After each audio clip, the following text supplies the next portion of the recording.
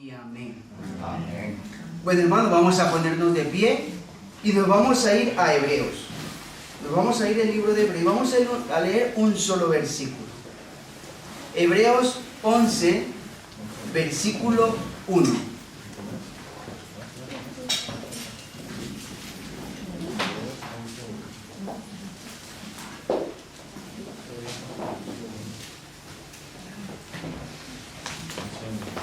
Hebreos 11, versículo 1 dice: es pues la fe, la certeza de lo que se espera, la convicción de lo que no se ve.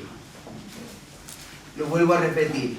Es pues la fe, la certeza de lo que se espera, la convicción de lo que no se ve. Pueden sentarse, hermanos. Un versículo con mucha fuerza, con el cual puede también temblar nuestra vida, o también podemos estar con mucha más firmeza.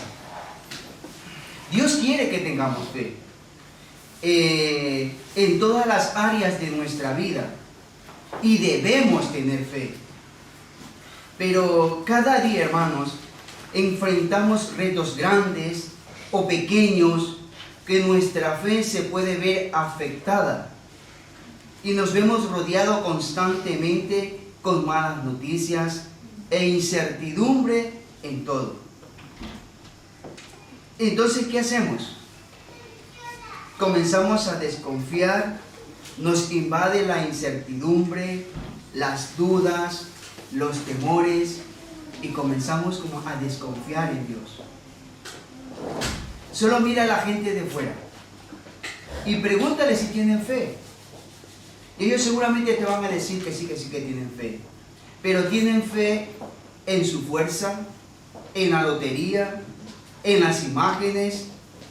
Tienen fe en todo, menos en Dios. Iglesias, hermanos, nuestra fe es probada diariamente. Y las Escrituras nos dicen que vamos a estar sometidos a diversas pruebas y afligidos también en algunas de ellas. Pero que esto también nos dice que no será para siempre. En Primera de Pedro 1, versículos 6 y 7 nos dice: en lo cual vosotros os alegráis, aunque ahora por un poco de tiempo, si es necesario, que tengáis que ser afligidos en diversas pruebas, para que sometida a prueba vuestra fe, mucha más preciosa que el oro, el cual, aunque perecedero, se prueba con fuego, sea hallada en alabanza, gloria y honra cuando sea manifestado Jesucristo. La fe en Dios es lo que nos diferencia de todos los demás. Los que amamos al Señor, es eso lo que nos motiva diariamente a seguir adelante. Pero la fe que tiene el mundo es diferente. ¿Por qué? Porque ¿qué es lo que lo mueve? El dinero, la fama, la lujuria, lo material. Además, todo lo que los motiva es por un poco de tiempo, y están vacíos completamente al extremo. Nuestra fe en Dios, en el Dios vivo, es el que nos renueva nuestras fuerzas y siempre hace florecer en nosotros frutos espirituales, y nos da la templanza también para seguir adelante.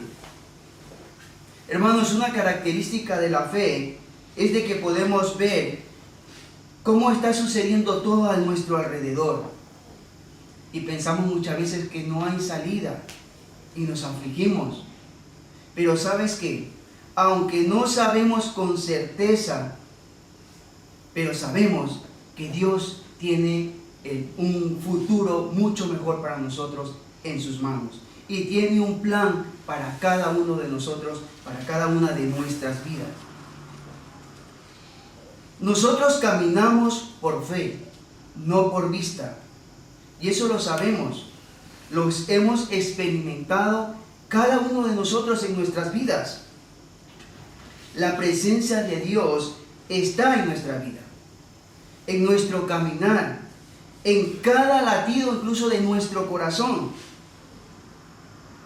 Un intérprete de la ley le hizo una pregunta a Jesús y le dijo: ¿cuál es el gran mandamiento?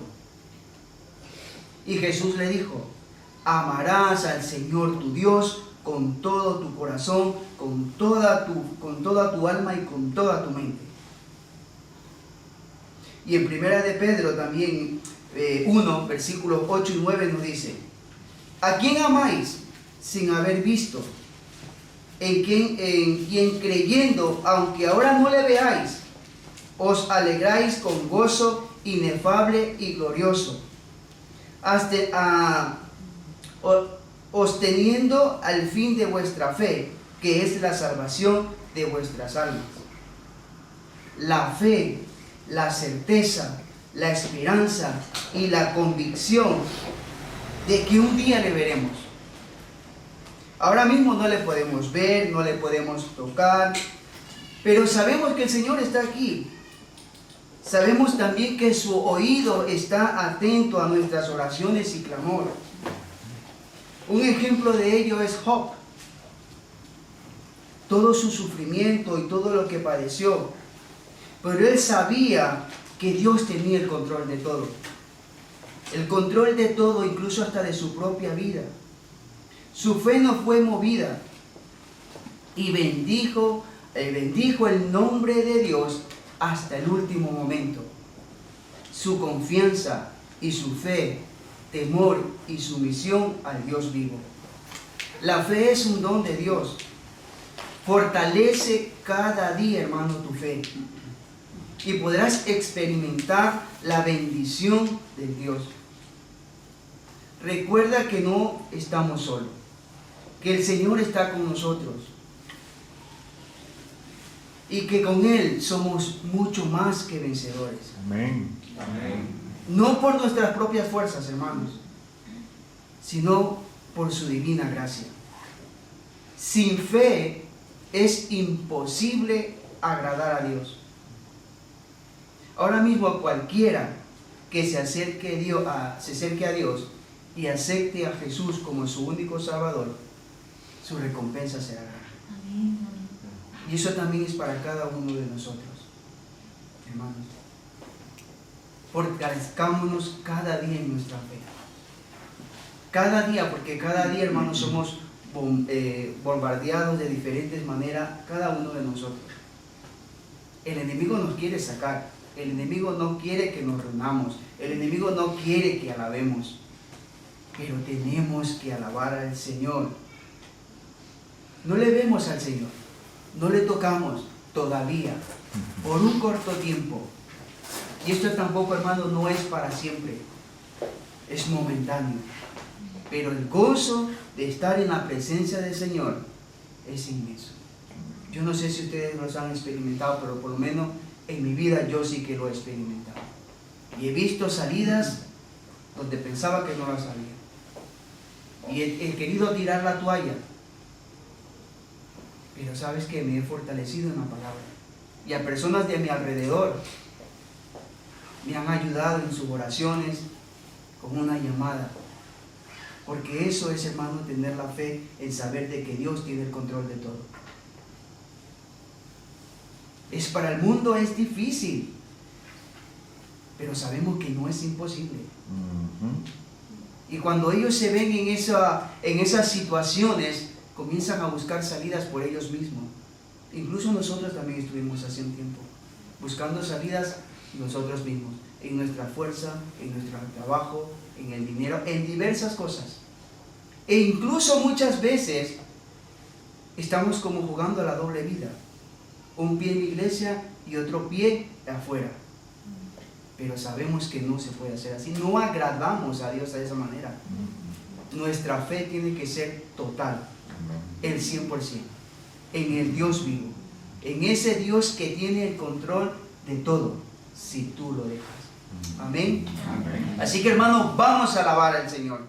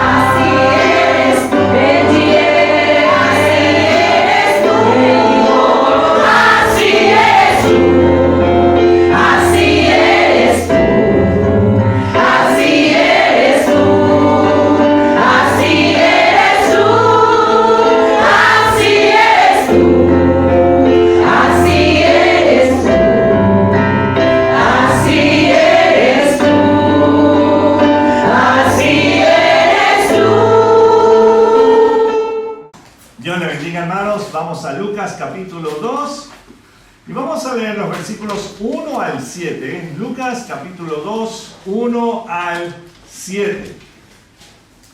Y vamos a ponernos sobre nuestros pies en honor a la lectura de la palabra de Dios, no al que lo lee. Vamos a Lucas 2, 1 al 7. Lucas 2 comienza así: aconteció en aquellos días que se promulgó un edicto de parte de Augusto César que todo el mundo fuese empadronado. Este primer censo se hizo siendo Cirenio gobernador de Siria. E iban todos para ser empadronados, cada uno a su ciudad. Y José subió de Galilea, de la ciudad de Nazaret, a Judea, a la ciudad de David, que se llama Belén, por cuanto era de la casa y familia de David. Versículo 5. Para ser empadronado con María su mujer, desposada con él, la cual estaba encinta. Y aconteció que estando ellos allí, se cumplieron los días de su alumbramiento, y dio a luz a su hijo primogénito, y lo envolvió en pañales y lo acostó en un pesebre, porque no había lugar para ellos en el mesón. Vamos a orar. Señor, te damos las gracias por tu palabra. Y te damos las gracias, Señor, por esa primera Navidad. Señor, solo tú sabes exactamente cuándo naciste, porque el resto del mundo no lo sabe. Pero estamos agradecidos que sí llegaste para, Señor, para vivir entre nosotros, para demostrarnos qué es ser un creyente, primero en Dios Padre, y luego, Señor, cómo vivir, Señor, la vida en ti, la vida del camino, la vida del camino, la verdad y la vida, Señor. Y luego no solamente que viviste, pero también moriste por cada uno de nosotros. Y volviste a dar vida cuando resucitaste al tercer día. Gracias, Señor. Gracias por ese inmenso amor que tú nos diste y que nos das a diario, Señor. Y todavía lo estás ofreciendo al mundo. Sea que te acepten o te rechacen, todavía lo estás ofreciendo. Y gracias por eso. Gracias, mi Dios, que seas tú hablando y ablandando nuestros corazones, Señor, y hablando a nuestras vidas. Y que podamos salir de aquí siendo luz y sal donde quiera que vayamos, Señor. Pero con amor. Gracias, mi Dios, en tu precioso nombre, Señor Jesús. Amén. ¿Pueden tomar asiento?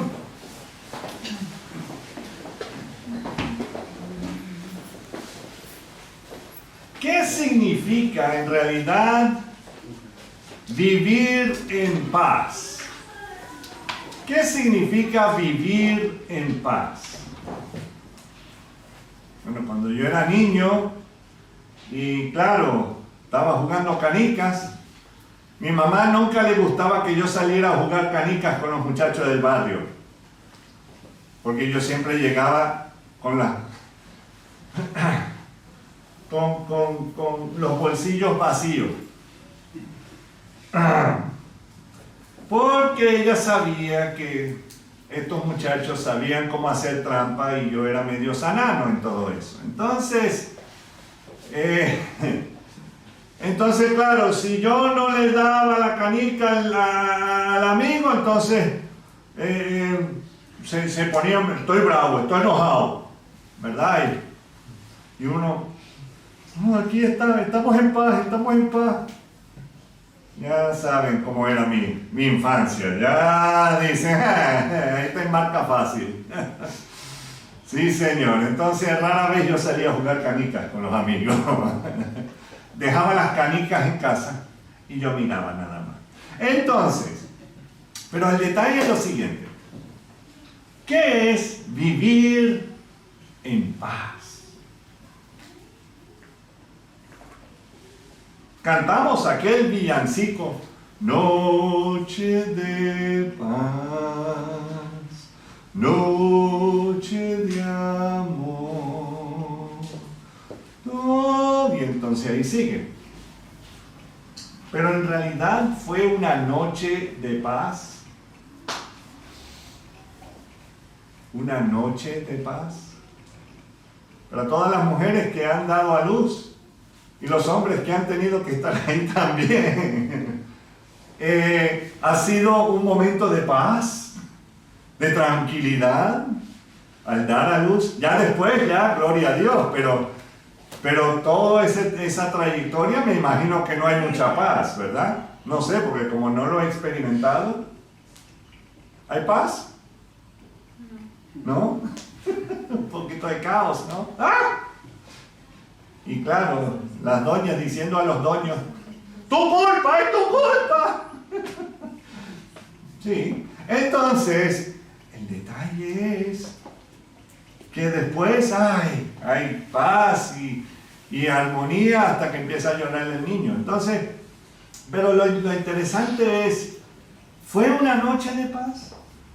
Y al leer la suma de lo relatado por los evangelios acerca de aquella noche de paz, podemos ver que para José y María les fue aquella noche un poco difícil e incómoda.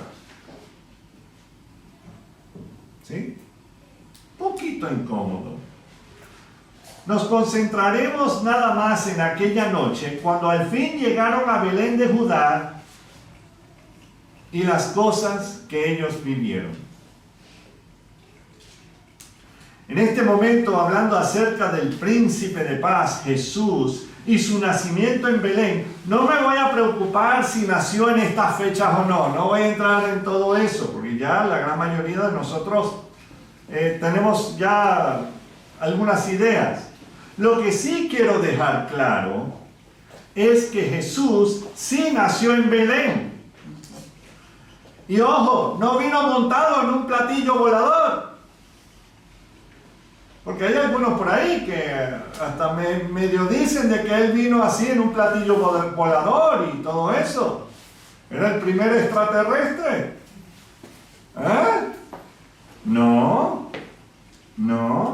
Jesús llegó a morar entre nosotros, los seres humanos, de la misma manera que todos llegamos a morar sobre este planeta, nacidos de una madre, ¿cierto? A menos que ya lo de los bebés probetas ya lo pueden hacer sin uso de ningún ser humano para el asunto, pero no creo. Entonces, vamos a volver nuevamente a Lucas 2 y vamos a leer esos primeros 3 versículos. Aconteció en aquellos días que se promulgó un edicto de parte de Augusto César que todo el mundo fuese empadronado. Todo el mundo, y claro, estamos hablando del Imperio Romano de aquel momento. Este primer censo se hizo siendo Cirenio gobernador de Siria. Cirenio fue gobernador de Siria en 2 ocasiones. Pero en la primera ocasión fue cuando se hizo el censo, no en la segunda. Entonces era un momento específico. E iban todos para ser empadronados, cada uno a su ciudad. Entonces, básicamente, les tocaba a todos dentro del Imperio Romano en llegar a ser contados para que el emperador César Augusto supiera cuánto debería entrar en las arcas romanas de cada región del imperio. Tenía que hacer el censo para después sacar la lana. ¿Ok? Y saber quiénes estaban pagando y quiénes no. O saber quiénes eran los que se estaban dando un pequeño descuento y para el bolsillo de los que estaban dentro de su gobierno. Entonces, claro, tenía que hacer todo ese tipo de cosas. Entonces cada uno tenía que volver al pueblo de donde proviniera la familia de uno.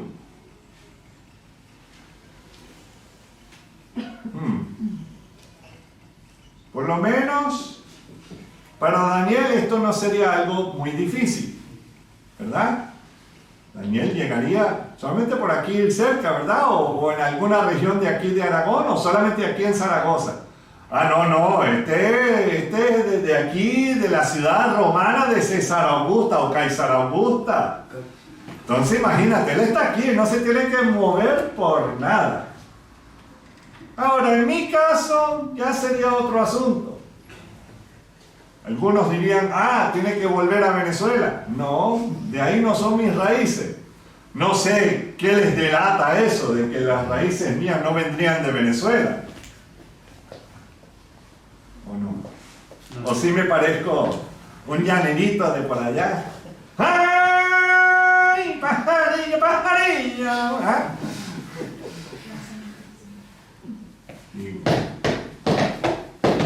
¿Ven? Yo sí puedo matar cucarachas de una forma muy creativa. Pero lo interesante es, a mí me tocaría volver al pueblo de donde venían mis antepasados de siglos atrás. Y ustedes dirían, sí, allá en Shanghái, en la China, ¿verdad? No, yo tendría que ir a una de esas poblaciones suecas en el mar Báltico, en una isla. Tendría que ir yo. Imagínate, ¿ves que soy isleño? Soy de la isla. Claro que sí. No me preguntes, no me pides a salir a pescar, porque chacho, todo lo que voy a pescar es un buen catarro. Entonces, y por supuesto los mosquitos a cada rato. Pero el problema que yo tendría es que yo no sabría ni cómo pedir un vaso con agua en ese lugar. Gracias a Dios que ya todos los suecos hablan inglés, porque imagínense. Pero, o como aquel sueco que yo escuché una vez en Radio Onda Corta, que él había aprendido a hablar castellano por medio de clases de castellano por medio de Radio China. Entonces ya se pueden imaginar un poquito al sueco hablando castellano, pero con un léxico chino. No, es bien interesante. No voy a tratar de, para no ofender a nadie, porque el que voy a ofender es a todos, entonces mejor. Ahora, seguimos leyendo Lucas 2, 4 al 5, y dice, y José subió de Galilea, de la ciudad de Nazaret, a Judea. Espérate, subir. ¿Por qué subir? Porque ellos vivían en Nazaret, que estaba al norte, pero Judea está al sur. ¿Por qué? Porque nosotros diríamos otra cosa, ¿no? Pero subir es porque Judea está en las montañas. Jerusalén está en la montaña, entonces tenían que subir literalmente de Nazaret a Jerusalén, bueno, a la región de Judá. Y ahí, por supuesto, estaba este lugar, la ciudad de David, y vamos a leer, y José subió de Galilea, de la ciudad de Nazaret, a Judea, a la ciudad de David, que se llama, ¿qué? Belén, por cuanto era de la casa y familia de David, para ser empadronado con María su mujer, desposada con él, la cual estaba encinta. ¿Ok? No es que ella era modelo ni nada, no es que le estaban filmando, no, encinta, estaba embarazada. ¿Ok? Por si acaso. Entonces, sabemos que ellos no tendrían ningún problema con el idioma, ni tampoco con saber el camino a Belén. Belén estaba cerca de ¿qué ciudad importante? ¿Cuál? La ciudad de David. Sí, pero ¿qué ciudad? Jerusalén, muy bien, sí, Jerusalén. Y siendo ambos descendientes del rey David, iban a ser empadronados en el mismo pueblo. O sea, que no es que tenía que ir María para otro sitio y no, sino que iban a ser empadronados ahí mismo en Belén, porque de ahí es donde provenían su familia. Siendo ambos descendientes del rey David. Ahora, yo busqué en Google Maps, ¿verdad? Así como lo hicieron ellos en aquellos días. ¿Cuánto duraría ir de Nazaret a Belén hoy día en coche? Hoy día en coche, ya que tienen carreteras y todo lo demás, sería 1 hora y 54 minutos. Ahí mismito, cerquita, ¿verdad? 1 hora y 54 minutos. Claro, si fuésemos a caminarlo serían 1 día y 10 horas. 1 día y 10 horas. Ya Manuel ya está listo para caminar. 1 día y 10 horas. ¿Verdad? Muy bien. Y claro, eso es sin estar embarazada y sin una pequeña mudanza, porque ya sabían que ella estaba a punto de dar a luz. Entonces ya tenían que ir con ciertas cosas ya de la casa, no sé cuánto, pero tenían que ir con algo para provisiones, ¿verdad? Debido a el embarazo y el dar a luz y luego la purificación, o sea, todo ese tiempo que iban a durar. Porque eso ya iba implícito en todo ese viaje. Y entonces podemos ver que ese viajecito no era nada fácil. Leemos los versículos 6 y 7 que llegaron justo a tiempo a Belén. Dice, y aconteció que estando ellos allí se cumplieron los días de su alumbramiento. ¿Qué significa eso? Que mientras que estaban viajando ya le estaban dando las contracciones y todo. ¡Ay! ¡Ay! Pero era solamente una piedrita. ¡Ay! No, entonces tenían que tratar de apurar. Apúrate, mi burrito, que ya vamos a llegar, ¿verdad? Entonces, ahí estaba. Se cumplieron los días de su alumbramiento y el versículo 7, y dio a luz a su hijo primogénito y lo envolvió en pañales y lo acostó en un pesebre porque no había nenuco por ningún lado. No, porque no había lugar para ellos en el mesón. No había lugar para ellos en el mesón. Bueno, ahí es donde podemos ver que no reinaba mucha paz exterior en las vidas de José y María, por el tener que viajar estando ella encinta, llegar al mesón en Belén y no tener una habitación para poder dar a luz al niño con cierta privacidad. Pero ahí está, el creador del universo, de la tierra y todo en lo que ella hay, nació en medio de un establo. Qué interesante. El creador del universo nació entre los animales que él mismo había creado. Además, por supuesto, los seres humanos que estaban ahí. Pero estaba toda la creación para darle la bienvenida al Creador. ¿O nunca lo habían pensado así?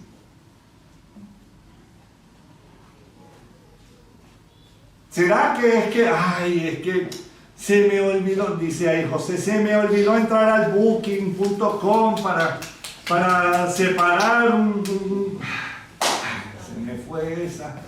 No, todo eso era planificado por el Señor. ¿O cree que, bueno, esa se nos pasó? No, fue algo impresionante. Algo que solamente el Creador podría pensar. Para Él lo más importante está entre su creación, toda su creación.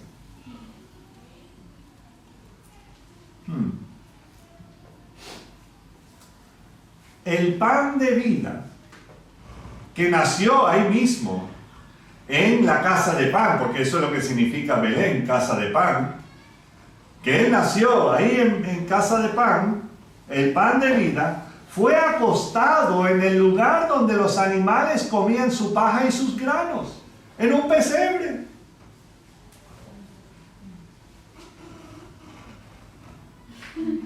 Yo no sé, yo creo que eso está un poco... Hay que orar y ponerle las manos, no sé. Es que hay un ruidito en los altavoces, por eso es lo que están viendo, que está diciendo el pastor. Bueno, entonces, ese es el detalle, que el pan de vida fue acostado en el lugar donde comían los animales. María envolvió en pañales a su primer hijo, porque lo dice claramente, de ahí, su primogénito, no su unigénito. ¿Se entiende eso? Su primogénito, el primero de varios hijos e hijas que ella y José tendrían después como un matrimonio normal. Y casi tan pronto que José y María habilitaron el establo para pasar el resto de la noche descansando un poco de todo lo que acabaron de vivir con el nacimiento del niño, no estuvieron solos por mucho tiempo, porque leemos en Lucas 2, 16 y 17 que unos pastores vinieron pues apresuradamente y hallaron a María y a José y al niño acostado en el pesebre, y al verlo dieron a conocer lo que se les había dicho acerca del niño. Y ya me imagino a los pastores interrumpiéndose unos a otros, queriendo darles todos los detalles a estos dos viajeros que estaban admirando al admirable.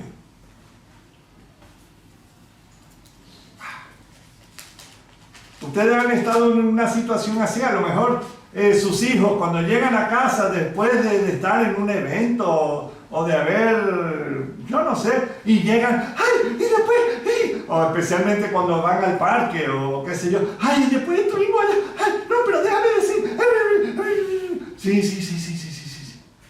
Así estaban estos pastores. Y entonces,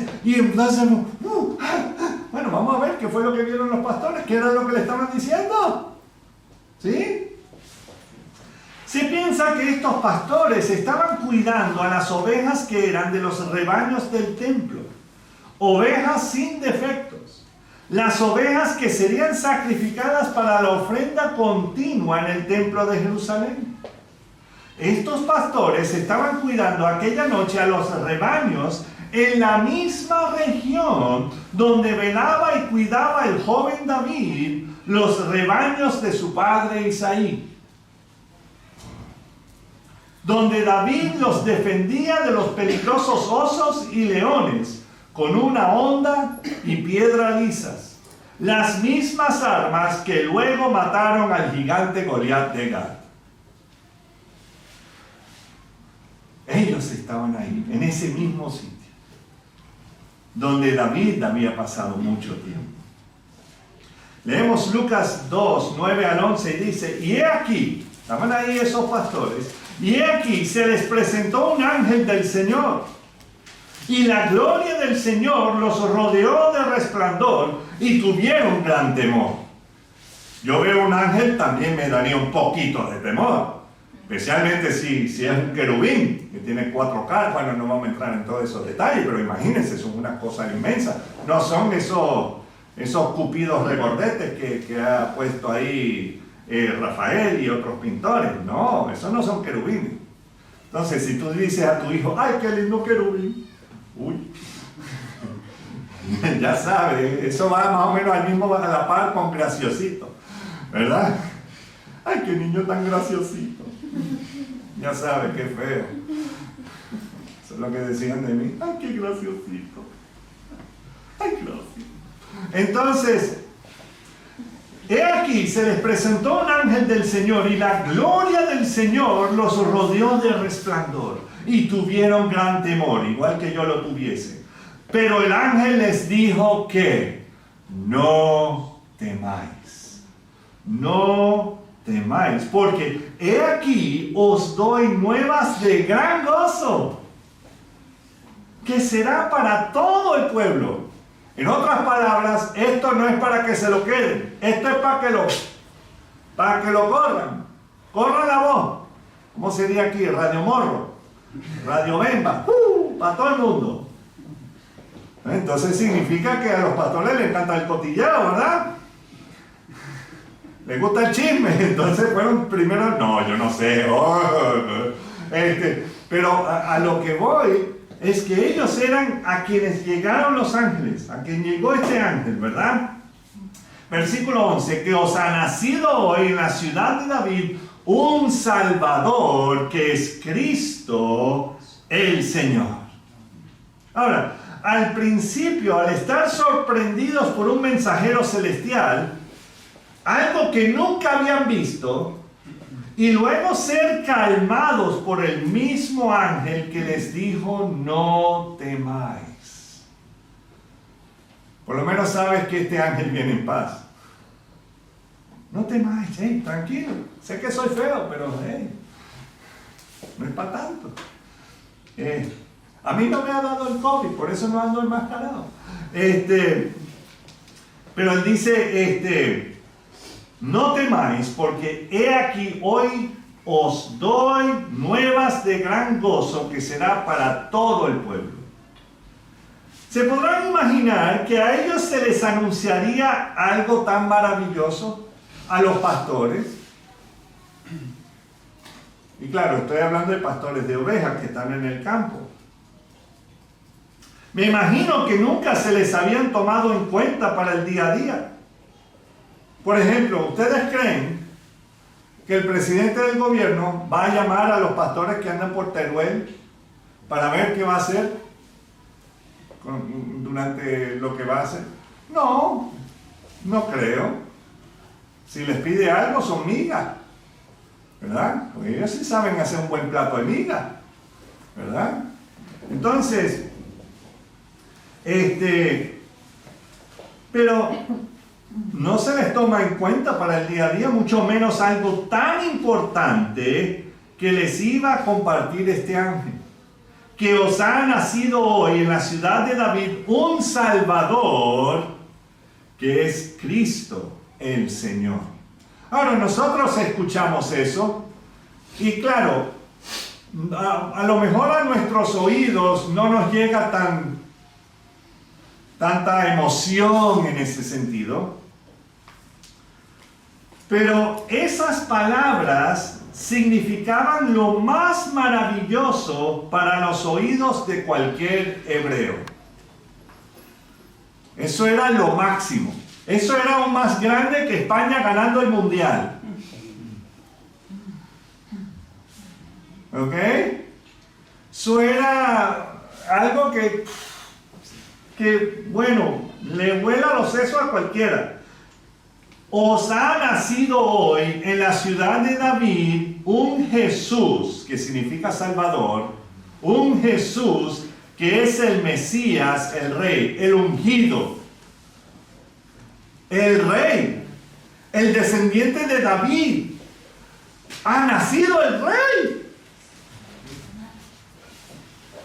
Es algo impresionante. Imagínate, en tu pueblito casi olvidado, ha nacido el Rey. En tu pueblito ha nacido el Rey. Pero no cualquier Rey. El Rey de Reyes es el Señor de Señores. Estos pastores no solo escucharon esas palabras tan asombrosas, pero el ángel siguió dándoles más detalles en el versículo 12. Esto os servirá de señal. Hallaréis al niño envuelto en pañales, acostado en un pesebre. Y no sé lo que ustedes, los que saben lo que es un disco de vinilo. Y la agujita cada vez que alguien lo tocaba hacía, ¿verdad? Una cosa así. Bueno. Todo estaba yendo tan chévere, y cuando dijo acostado en un pesebre, ahí hizo, ¿qué? ¿Dónde? Porque imagínate un niño, ¿dónde debería estar acostado? En una cuna, ¿verdad? Pero un pesebre, lleno de paja, ácaros y de todo.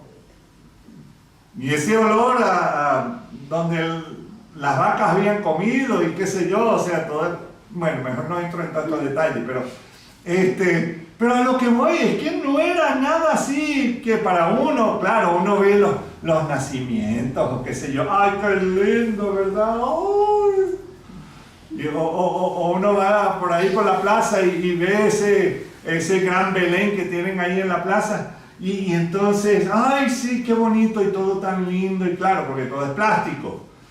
Entonces, ¿qué importa? Hasta el lechón que están ahí asando es plástico.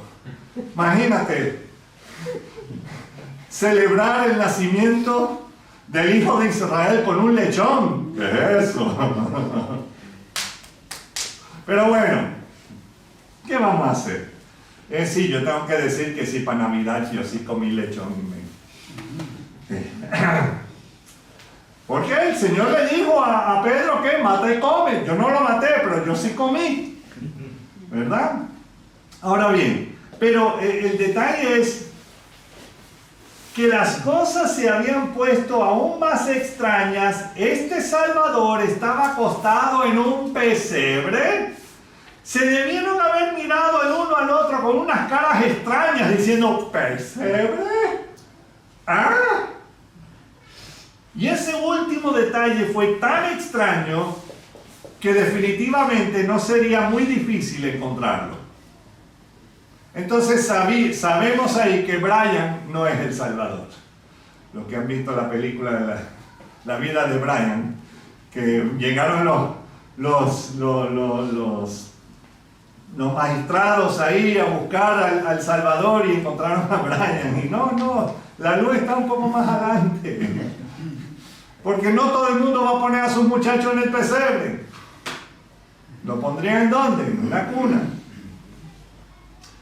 Entonces, lo interesante es que no llegaron a procesar toda esa información y repentinamente apareció con el ángel una multitud de las huestes celestiales que alababan a Dios y decía, todo el mundo leen el 14 conmigo, gloria a Dios en las alturas y en la tierra paz, buena voluntad para con los hombres. Amén. Entonces, creo que al ver todo lo que presenciaron en aquellas colinas, no cabía la menor duda, tenían que ir a ver lo que les fue anunciado por el ángel y confirmado por el coro celestial. Imagínense, estaban asustados con un ángel y luego un coro, pero ¿verdad? Yo no sé cómo sería. Gloria, pero bien duro y montones. ¿Verdad? Aleluya.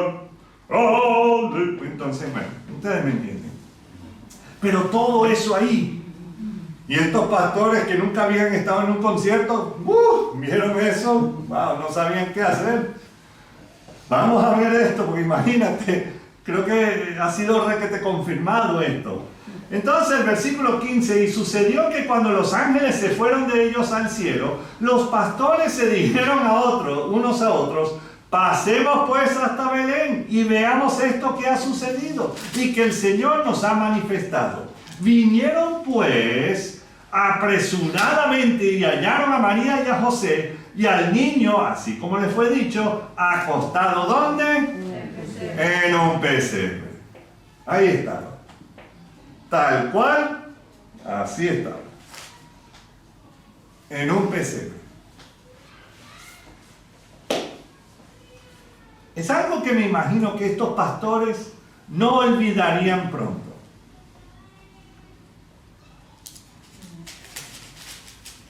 No olvidarían pronto. Una experiencia que llenaría el corazón de cualquiera de esperanza y de gozo, ¿cierto? Wow.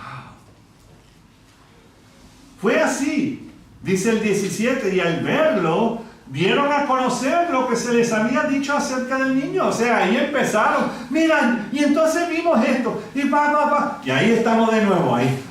Y María o José ahí mirándolo. María, claro, todavía... Ajá. Y José todavía sudando frío. Ay, ahora cómo voy a pagar por este muchacho. Ay, Señor. Dejé todas mis herramientas de carpintería allá en Nazaret. Qué tonto fui. Ahora buscar un serrucho, buscar un martillo. O sea, claro, estoy exagerando bastante. Pero claro, estaban llenos de gozo. Y al verlo dieron a conocer lo que se les había dicho acerca del niño. Y todos los que oyeron, ojo, todos, o sea que muchos oyeron de esto, se maravillaron de lo que los pastores les decían. Y leemos en el 20. Y volvieron los pastores glorificando y alabando a Dios por todas las cosas que habían oído y visto, como se les había dicho. O sea, si el Señor te dice algo, te lo va a decir clarito. Te lo va a decir con detalle. Esto. Y es así. Entonces, al leer la palabra, ¿por qué lo dudamos? Todo está puesto exactamente como Dios quiere y lo va a hacer así. ¿Por qué nos sorprende el COVID? ¿Por qué nos sorprende todos estos asuntos de paz que están haciendo entre Israel y otros países? Todo eso ha sido escrito. ¿Qué va a ocurrir? Y un día seremos llevados de aquí. Amén. Amén. Bueno, no del local, espero. O a un local más grande, sea aquí o al cielo, definitivo. Pero algo impresionante. El Señor tiene todo bajo su control. Y el detalle es que estos pastores fueron buenos mensajeros en aquellos días para hacer correr la voz del nacimiento del ungido, descendiente del rey David, el rey prometido por Dios desde hace siglos atrás, desde Génesis 3:15.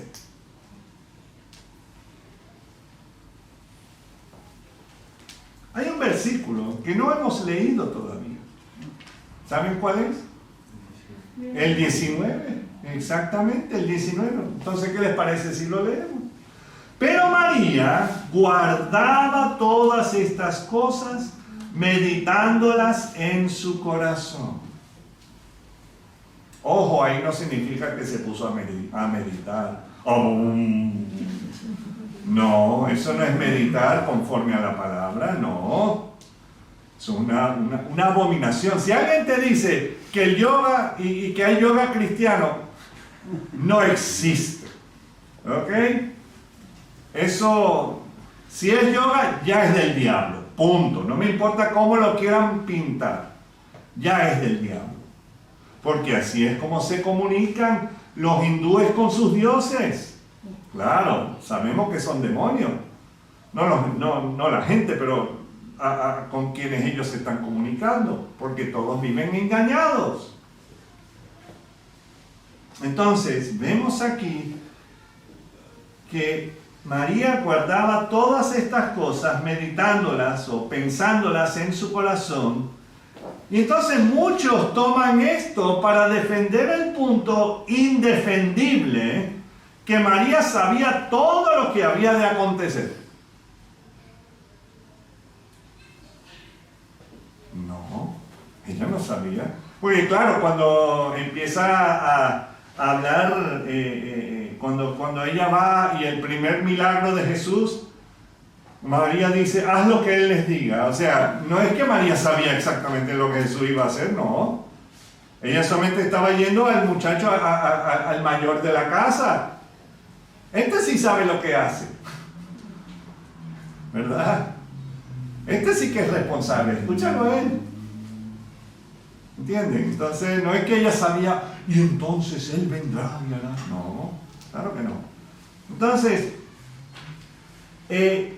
como cualquier persona que ha vivido experiencias impresionantes en la vida, uno tiene, o tiende, mejor dicho, a guardar estas cosas en el corazón para no olvidarlas.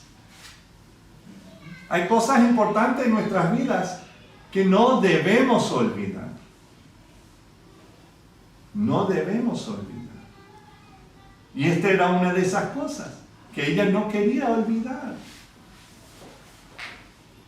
Si María no hubiese guardado todo lo que le sucediera en su corazón, ¿cómo le podría decirle a Lucas, el evangelista, todo lo que había acontecido aquella noche? Porque él escuchó esto ¿de quién? De María. El médico Lucas, y me imagino que le hizo todas las preguntas de rigor y todo eso. Ay, ¿cómo fue eso? Claro, él es médico, yo no.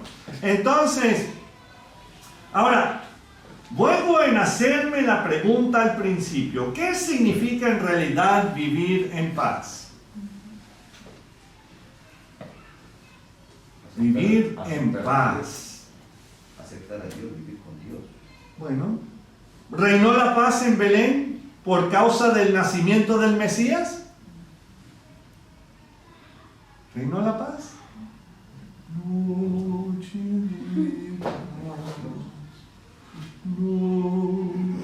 de amor. Entonces, aquellos pastores vivieron en paz hasta el resto de sus días. ¿Siguieron estos pastores proclamando la llegada del Salvador? Lamentablemente no lo creo. No lo creo. ¿Por qué? Pasó algo trágico en Belén a causa del nacimiento de Jesús. Algo también profetizado por los profetas. Ahora vamos a Mateo capítulo 2. Y leemos ahí acerca de la llegada de los magistrados del oriente, ¿verdad? Estos magistrados estuvieron buscando diligentemente al descendiente del rey David para que fuese puesto sobre el trono del imperio de Partia, los partos, que hoy día es Irán, el antiguo imperio persa. Y estos magistrados del oriente habían llegado a Belén después de verse con un señor llamado Herodes el Grande. Este rey, puesto sobre los hebreos por parte del emperador romano. Herodes, tratando de buscar la manera de poder deshacerse del infante Jesús, les mintió a los magistrados que él quería ir y adorar al niño Dios. Pero Dios les advirtió a los magistrados que no regresaran al rey Herodes. Ellos entonces regresaron al imperio de Partia por otro camino. En vez de irse por Teruel, se fueron por Huesca. ¿Okay? No, pero Dios también le había advertido a José a huir de ahí hacia Egipto. Y se quedaron en Egipto hasta que recibieron la noticia que Herodes había muerto. Pero sus hijos se habían apoderado de los diversos tronos en la región y se mudaron entonces a la región de Galilea, al pueblo de donde habían venido, de Nazaret. Ahora, leamos los versículos tan lamentables que encontramos en Mateo capítulo 2, versículos 16 al 18.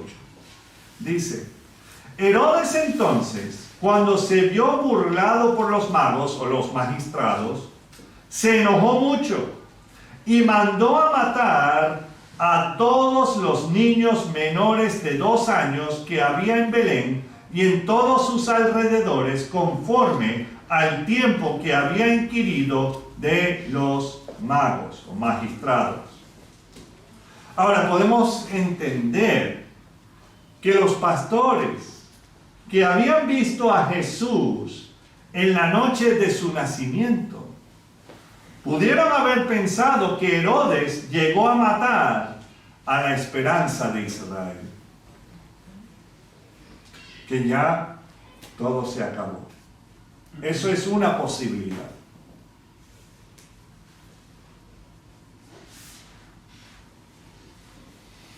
Pero en realidad, la otra posibilidad, que es más factible,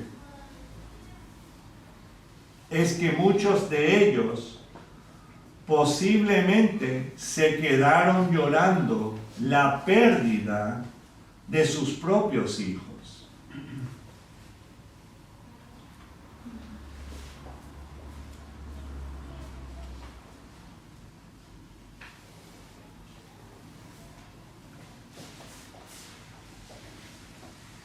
Dice el 17. Entonces se cumplió lo que fue dicho por el profeta Jeremías, cuando dijo: voz fue oído en Ramá, grande lamentación, lloro y gemido. Raquel que llora a sus hijos y no quiso ser consolada porque perecieron. La aldea de Belén, la ciudad de David, sufrió gran pérdida.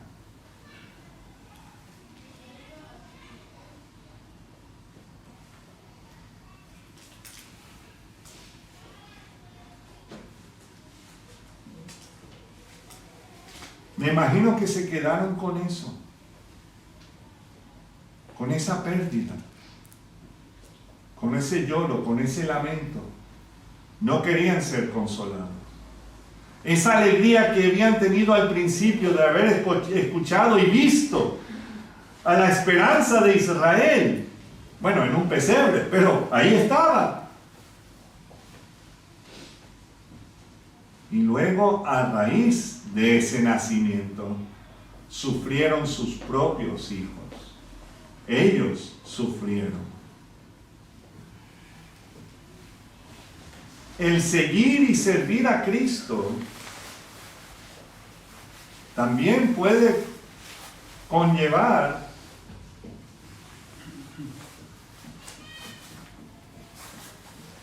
cierto dolor, cierta angustia,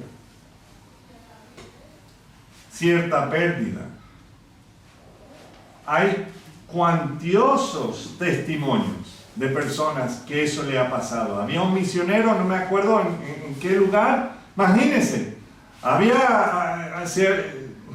se había casado 3 veces porque sus esposas se habían muerto en el campo misionero, con sus hijos y todo. Solo él sobrevivió. No sé si a él lo llamaban el viudo negro o qué, pero lo interesante es que él sufrió un montón por la causa de Cristo.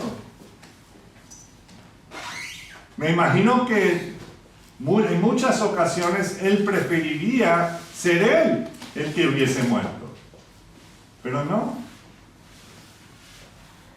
O sea, hay un montón. Tenemos libros en la biblioteca que hablan acerca de personas que han perdido seres queridos por amor al Evangelio. Ahora, ¿es mi intención venir y empezar a hablarle de todo lo malo, de todo lo desagradable? No. Porque, hermanos, esta vida es pasajera.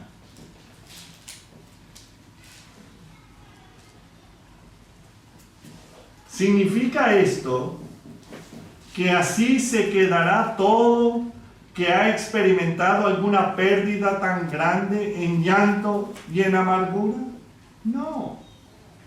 El Rey de Reyes y Señor de Señores volverá para enjugar toda lágrima y ser el Rey prometido que siempre será.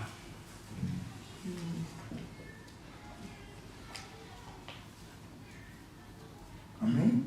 Amén. Mientras que los caballeros hemos estado estudiando Hebreos, especialmente el capítulo 11, ha sido algo impresionante ver que ahí está, por supuesto, el Salón de la Fama de la Fe. Y lo interesante es ver que aun cuando habían atravesado momentos, algunos no sobrevivieron, otros sí, algunos fueron entre comillas, victoriosos, pero otros fueron victoriosos en la muerte. O sea, ¿por qué? Porque habían sido fieles a lo que Dios les había dicho que tenían que hacer. Sea agradable o desagradable. Porque su mirada estaba puesta ¿en qué? ¿En su mejor vida ahora? No. En la venidera, en la esperanza que tenemos, que encontramos en la palabra de Dios. Eso es lo que tenemos que mantener en nuestras cabezas, en nuestros corazones. La esperanza que tenemos en Cristo Jesús. La esperanza de la vida eterna. La esperanza de estar en el lugar maravilloso. Pero aún más es estar con Él para siempre. Y podemos empezar a experimentar eso desde hoy. Pase lo que pase. Lo que ha pasado en el pasado. Jesús no se quedó un bebé, ni un infante, ni adolescente. Él creció para mostrarnos que debemos vivir y luego murió para pagar nuestra deuda que tenemos con Él. Y Jesús ya pagó con toda su sangre, toda. Luego al tercer día resucitó para darnos, ¿qué? Vida en abundancia. Él no es solo el Cordero, pero también es el buen pastor. Les leeré lo que dice Apocalipsis 7:17, porque el Cordero que está en medio del trono los pastoreará y los guiará a fuentes de aguas de vida, y Dios enjugará toda lágrima de los ojos de ellos. No hay la necesidad de seguir sufriendo todo el dolor tú solo. Compártelo con el que ha venido para traerte paz, esperanza, fe, amor y la vida eterna en Él y con Él. Amén. Les dejo con Juan 14, 27, 28 las palabras de Jesús. La paz os dejo, mi paz os doy. Yo no os la doy como el mundo la da. No se turbe vuestro corazón, ni tenga miedo. Habéis oído que yo os he dicho, voy y vengo a vosotros. Si me amarais, os habríais regocijado, porque he dicho que voy al Padre, porque el Padre mayor es que yo. Y el Señor volverá otra vez. No lo digo yo, lo dice su palabra. Pongamos nuestra esperanza en Él siempre. Aquí tengo a varios muertos vivientes. Ojo, no estoy diciendo que están muertos, ¿ok? Sino a lo que voy es que Dios los ha redimido en varias ocasiones de varias enfermedades. Pero la enfermedad mayor ha sido el pecado, amén.